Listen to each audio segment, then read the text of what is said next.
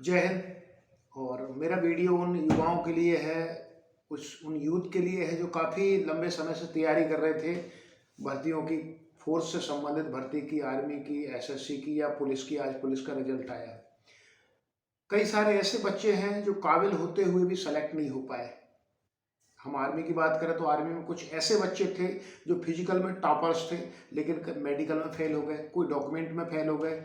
अच्छे बच्चे थे पुलिस में जो फाइनल मेरिट में नहीं आ पाए, और शायद वो उदास हो रहे हैं, क्योंकि मैं यूथ से जुड़ा हूँ तो यूथ को समझ सकता हूँ। एक्चुअली सबकी आशा और अपेक्षाएं लग जाती हैं, तो ये वीडियो उन लोगों के लिए ही है। देखिए, जो लोग उदास हो रहे हैं, आप जीवन में उदास ना हो।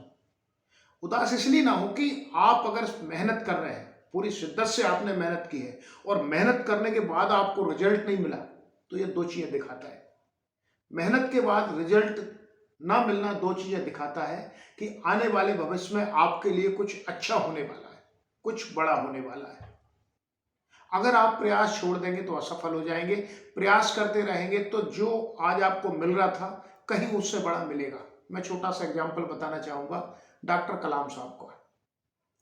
डॉक्टर कलाम साहब एयरफोर्स सिलेक्शन बोर्ड देहरादून में जो उनका एसएसबी इंटरव्यू था वहां गए। वहां जाने के बाद मेरिट बनी फाइनली इंटरव्यू के बाद, तो उन्होंने देखा उनका नंबर 11वां था और 10 बच्चे सेलेक्ट हो गए। वो बड़े उदास थे, निराश थे, और यहाँ तक कि उन्होंने अपने आप को खत्म करने का विचार भी बना लिया था।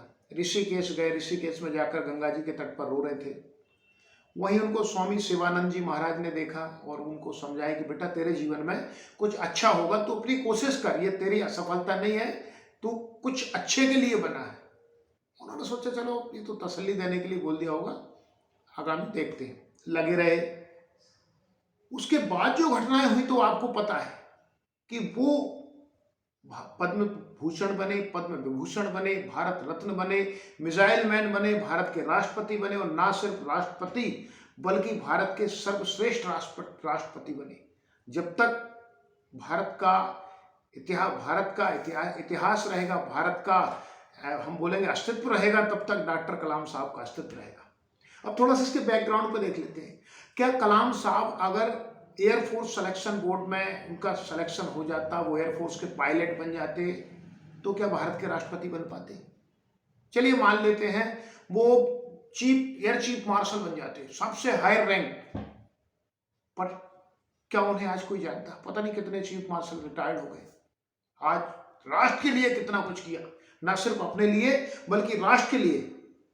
तो एक बहुत बड़ा एग्जाम्पल है डॉक्टर कलाम साहब का आपके लिए, हम सबके लिए, कि अगर आपको मेहनत के बाद भी रिजल्ट नहीं मिल रहा है, इसका मतलब है कि कोई ऊपर एक शक्ति है जो आपसे कुछ बड़ा कराना चाहती है, आपके स्वयं के लिए, इस राष्ट्र के लिए। वो एक शक्ति है जो आपको और हमको हमें कंट्रोल करती है, हमें दिशाएं देती है। वो शक्ति आपको बड़ा कराना चाह रही है। तो आप कभी भी इस रिजल्ट नहीं आया, सिलेक्शन नहीं हुआ, इससे उदास ना हो, जीवन में उदास ना हो। आप यंग हैं, आपकी जो यूथ एज है वो उदासी के लिए नहीं बनी है। अगर आप मेरिट में नहीं आए, इसका मतलब थोड़े से हो सकता है आपके प्रयासों में कमी रह गई हो, तो आप दोबारा प्रयास करें। आप देखिए, आप 1 साल की तैयारी में रिटर्न निकाल गए, मेडिकल निकाल हो गया, आपका फिजिकल निकाल गए, इट मीन्स आप पुलिस या किसी एग्जाम के लिए क्वालिफाई हो गए, पर मेरिट में नहीं आ पाए। इसका मतलब क्या? थोड़ी सी कमी रह गई। अब आप आने वाले समय मेहनत करेंगे तो कहां पहुंचेंगे? जब आप 1 साल में इतना कर सकते हैं, तो 1 साल और मेहनत करेंगे तो क्या नहीं कर सकते? बड़ी रैंक में जाएंगे आप। तैयारी करते रहें, लगातार तैयारी करते रहें, हार ना माने। आप असफल तभी होते हैं तब आप हार मान जाते हैं। यार, इतिहास भरा पड़ा है, कितने लोग संघर्ष से कहां कहां पहुंच गए। ये विश्व, आप किसी भी चीज को उठा के देखिए, जिन लोगों ने संघर्ष किया है, इतिहास उन्होंने रचा है। आप देख सकते हैं बाबर कहां काबुल से आया और आकर के उसने संघर्ष करते करते मुगल साम्राज्य की नींव रख दी। आप संघर्ष आप देखें, मैं तो बोलता हूं डॉक्टर कलाम साहब से बड़ा संघर्ष कोई हो ही नहीं सकता।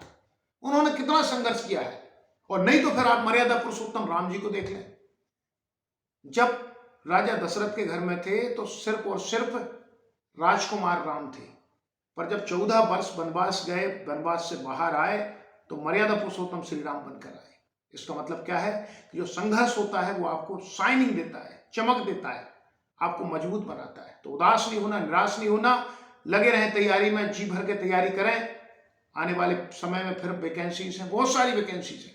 और यार देखिए, कुछ चंद क्वेश्चंस आपके ज्ञान का पैमाना नहीं हो सकते, आपकी काबिलियत का पैमाना नहीं हो सकते कि आपके अंदर कितनी काबिलियत है ना। तो आप ये ना समझें कि हम उस लायक नहीं, आप लायक हैं। हो सकता है आपका ज्ञान इतना हो कि आपके लायक ये जो छोटी मोटी जॉब है वो ना हो, है ना। तो सकारात्मकता ये है, सकारात्मक भाव से सोचें, उदास ना हो, निराश ना हो, लगातार लगे रहें। जो बच्चे सफल हुए उनको मेरी बहुत बहुत शुभकामनाएं, और जो लोग नहीं हो पाए, आप दोबारा लगें, दोबारा आप सफल होंगे। Thank you. जय हिंद।